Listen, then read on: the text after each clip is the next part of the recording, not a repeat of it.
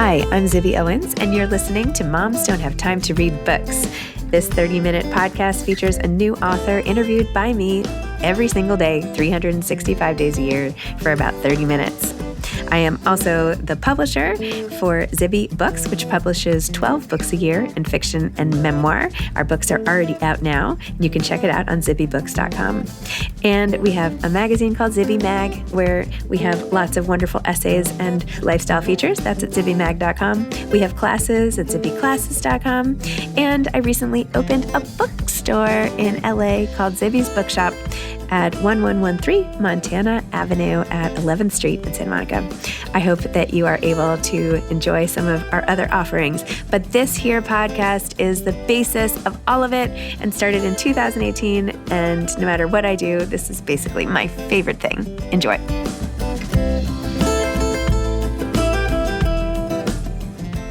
Vanessa Lyon is the author of Lush Lives. She teaches art history with a PhD from UC Berkeley at a New England liberal arts college. She discovered when starting to write fiction that whether she's teaching, reading, or telling a story, she thinks about the present and the future through the lens of the past.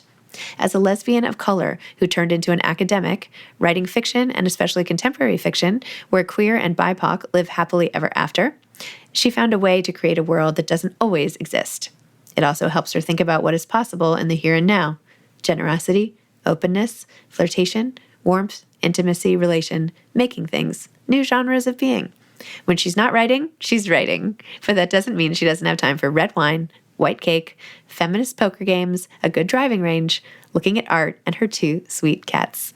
Welcome, Vanessa. Thank you so much for coming on Moms Don't Have Time to Read Books to discuss your novel, Lush Lives. Congratulations. Thank you. I've been excited to do this. So thanks for having me. Oh my gosh, my pleasure. Okay, can you please tell listeners what your book is about?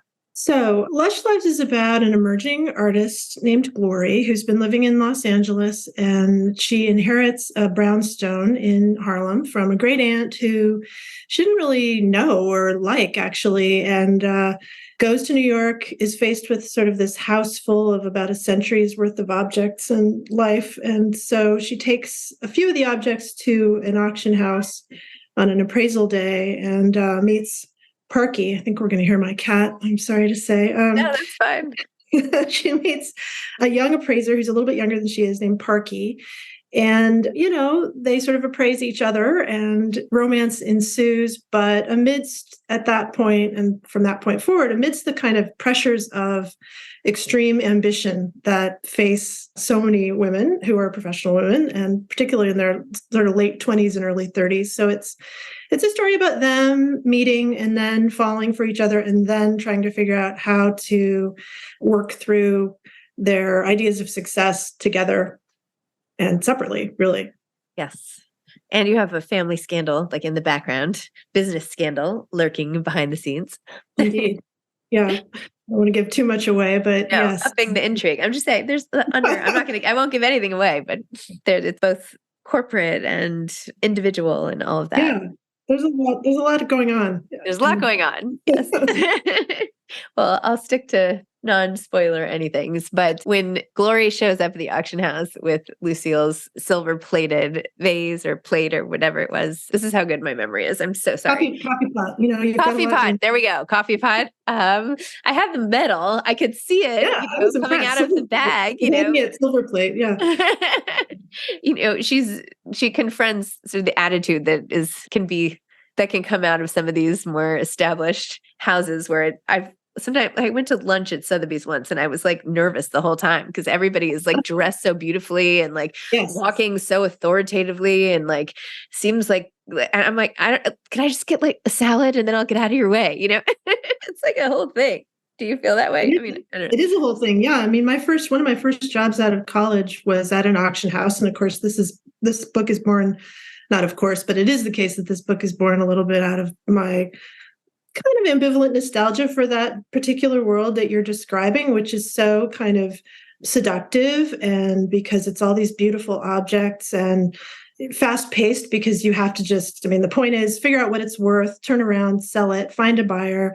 But also there's a kind of academic vibe, of course. There's a kind of feeling of knowledge and how much knowledge people have about all these what seem really obscure, things, objects. And so, but yeah, exactly what you're describing. And I was a young, I was in my very early 20s, and I came in as a junior specialist, and suddenly I realized it was quite a bit about what you wore. It was quite a bit about conveying that you fit in with this very WASP, very, I was coming out of a liberal arts college where I had gone to school with a lot of these people, and that's why I was there. But still, a very white, very WASP, really very particular kind of idea about self-presentation. It's part of the scene. So I wanted to kind of get back into that now. And even her name, like Parky Van whatever, it's like so perfect. Just Parky de Groot. Yeah, exactly. Parky de Groot. Yes, of course. Amazing. Which really, here's like a secret, de Groot, my specialty is Netherlandish art, not Dutch so much, but Flemish, but she's of Dutch extraction, which is important because New York, and she's coming out of old New York, but her name means Parky the Great. Love it. I took a whole class from Christopher Wood. Do you know who he is? Of course, yeah. I took art history every semester in college. Right. Loved it. Oh, yay. That was one of my favorite classes ever. But anyway, that's my advisor was from Yale, so you might have even crossed paths with her. Who was your advisor? Elizabeth Honig. Okay, amazing. She wasn't my teacher. Yay for taking art history. That's great. I love it. Oh, I love art history. I love it.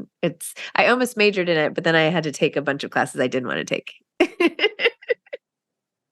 That happened with English too, by the way. It's like a miracle I ever got out of college, but I ended up majoring in psychology. Well, I went to a school with no requirements, so really all I did take was art history. So I sort of did the opposite. I should have taken more other things probably, but I didn't.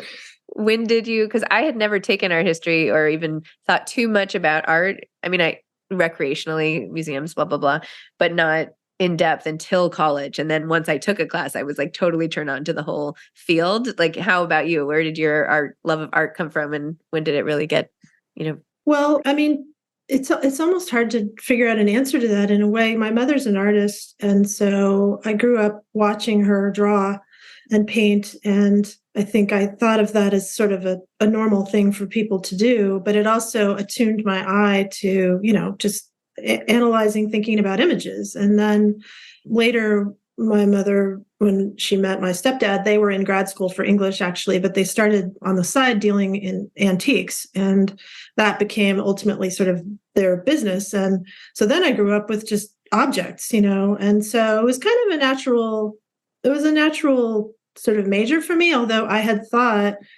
that I would become an opera singer at some point in my high school years. I was mostly just somebody who did musicals, but I took voice lessons and had an idea of that, which I was just saying in another context, like I had everything that was required to be a diva except the voice. So I had to actually give up that dream. When I did, I went into the history of art, instead. Also, that's where the pretty girls were. So that was part of it. Oh, okay. What was your favorite play that you were in ever? Oh, Oklahoma. And who were you? I was Aunt Eller. Okay.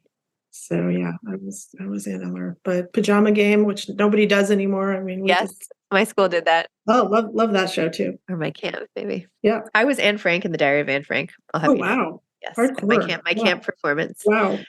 And not that I was like an amazing actor, but then my mom was like, well, maybe they thought you were the only one who was like smart enough to be able to memorize the lines. I mean, memorizing lines is no small task, and then being able to actually perform them, that's impressive. Not so much for my acting ability, but that's okay. That's a kind of heavy role for camp too, It actually, yeah, now that I think about it, I'm like, why were we doing that play? Diary of Anne Frank. I know. I was in like 7th grade or something. I'm like, the whole camp gathered around and we had to wear all, anyway, I don't even know why I'm talking about this. None of this Fiddler on the Roof, nonsense for camp. Yeah.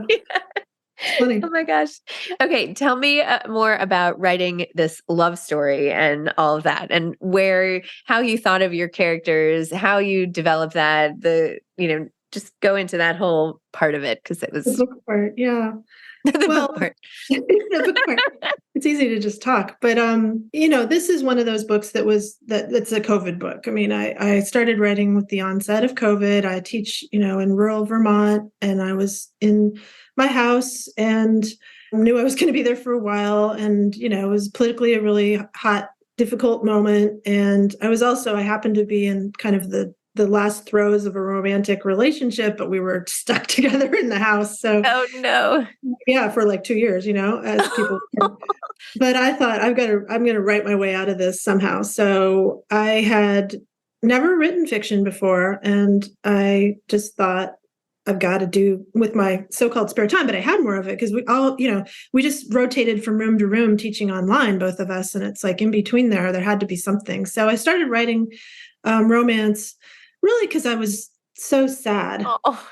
I really was. I was just so sad about everything. And I thought, I've got to imagine a world where these different kinds of women in particular, these queer women are finding happiness and where it ends happily. And it's not about burying your gays. It's not about tragedy when people are different. It's about, resolving those differences and figuring out ways that you complement each other. And I just started writing that world. And so by the time I wrote under a pseudonym, a romance. My first one was called Meet Me in Madrid. And then I wrote a novel called The Groves, and Audible produced that with a really fun cast as an original. It's got like 7 amazing actors. And then from that, I was just like, now what do I want to do? I thought I want to do something more historical. So I've been teaching Nella Larson's passing for many years and thinking about it. So her background is so similar to my own. And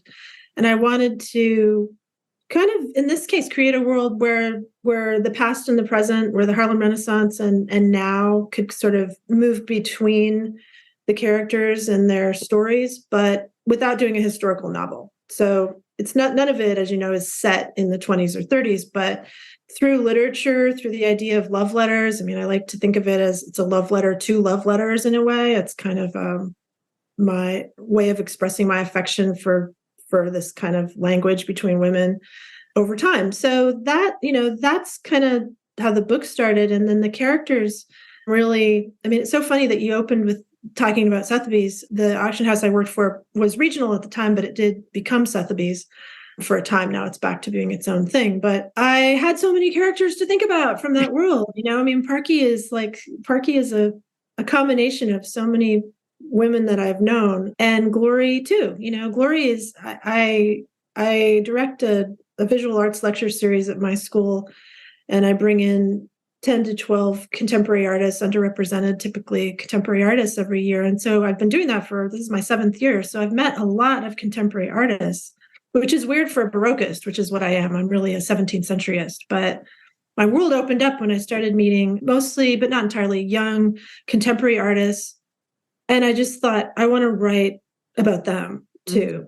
Mm-hmm. So Glory is very much, based on a lot of these really exciting, young, driven contemporary artists that I've gotten to know and whose names are sort of dropped in to the book at various places. I love that. That's awesome. You're saying that made me think how interesting it would be to have some sort of essay writing class or assignment where everybody had to write, or not essay, but short story, like something about all the past workplaces in their lives, right? We've all had so many jobs, or I mean, I've had a lot of jobs over the years. Not everybody, but yeah, you have. Most people. I mean, most people have, I don't know, over lifetime, even starting with like high school, I don't know. People have had lots of jobs. It's so rare for somebody to have one job and stay with it. I have like one friend who has that. But anyway, I feel like each job had so many funny people.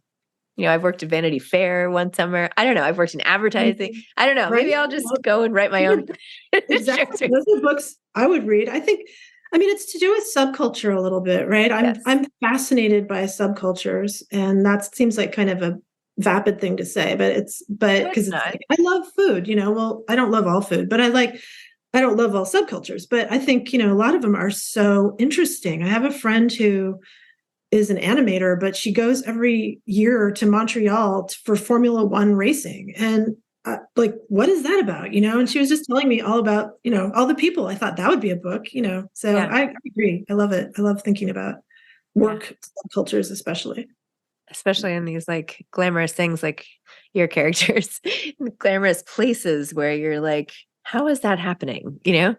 Like, Yeah. that's not what my hair looks like today. Do you know what I mean? Like, I like just look Yeah, I'm not wearing vintage Chanel every day, that's for sure. at But Lucky is part of it too. I like thinking about, I like thinking about fashion quite a bit.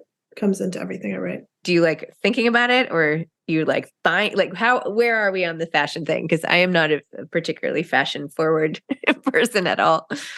No, I mean, I see you in your dresses on your posts. Oh, You know, you've got your look going for sure. I mean, I'm interested in, kind of traditional Italian Ferragamo, vintage Ferragamo, and Azealia Banks just has a song that just came out that's like lists all the things that I like. Like I do. You might not know it to look at me, but I'm very interested in especially vintage, and especially like old school Gucci and those kinds of designers. And I follow it in my own way and I perform it in my own way, but not in the way of selling Sunset, not in the way of the gown. that makes sense. I don't Selling wear gowns sunset. to teach in or to write in, that's for sure. My latest dress I was in was from Zara, FYI, in my Instagram. I mean, and you rocked it, I'm sure. So Oh my gosh.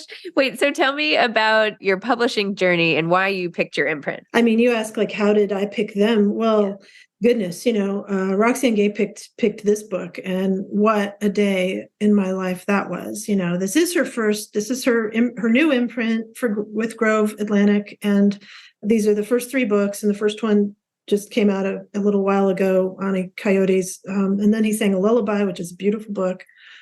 And then there's me, and then there's Lindsay Hunter coming after me, and so we're like this little team.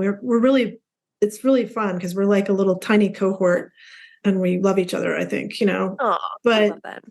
three very different writers, three very different books. But yeah, Ani Coyote was unagented. I had an agent, and we thought, let's see if maybe this would interest Roxane, and she came back and wanted it. And what a life-changing experience. I've admired her writing. I've admired her as a public figure, as a public intellectual, as a person who says the hard things and has the courage for commitments. And then she wanted this book, so it was astounding, and it is astounding. And I think one thing that people sometimes think when someone like that famous does an imprint is that other minions are going to come in and actually do the editing, but Roxane is the editor of this book, and she was you get your document back, and you know how it is. It's like you get revisions, you get suggestions, and you're thinking like, here's Roxane Gay saying,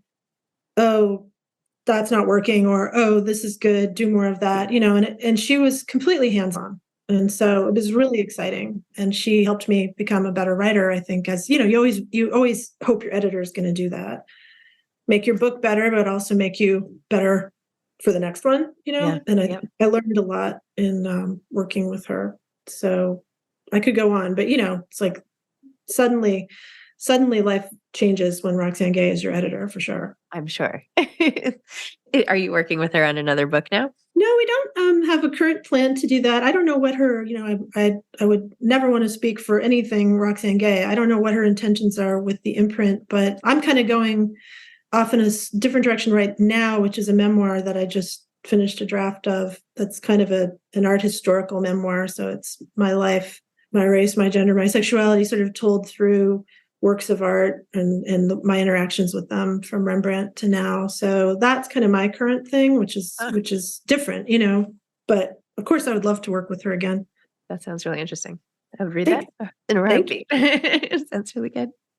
What advice do you have for aspiring authors? Yes. Well, I mean, my cat is encroaching. I have a couple different thoughts on that. And I think on the one hand, I've been listening to a lot of your podcasts, and I always, do listen to book podcasts in general, author podcasts. And I hear people saying a lot, especially younger people. I feel so old when I say that, but yes, like people like who are younger than me, and they do exist. And there are people in their 30s saying things like, community is the main thing. You need a writer community. You need people to read your stuff. And yes, I mean, that seems great if that's what you feel like you need. But I was thinking about how, as an academic, actually, we're like the anti-community, professors just are cutthroat and mean to each other. And all we do is, scathing reviews of each other. And there's really not a sense of like the friendly community. So it was really different for me to realize that existed for a lot of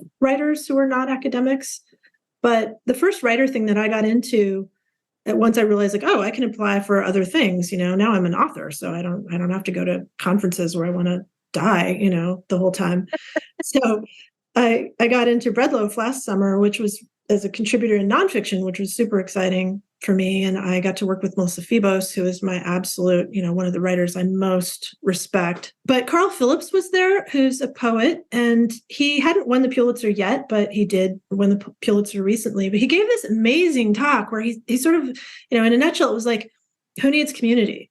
And it was so funny because it's like, we're there kind of to develop community ostensibly. And he was giving this talk about like, maybe you need it, maybe you don't. So I guess I was really moved by that because I thought, yeah, like, what if you don't have access to that, which so many writers don't? You have your job, you have maybe your family, you have your animals, you have your, extended family.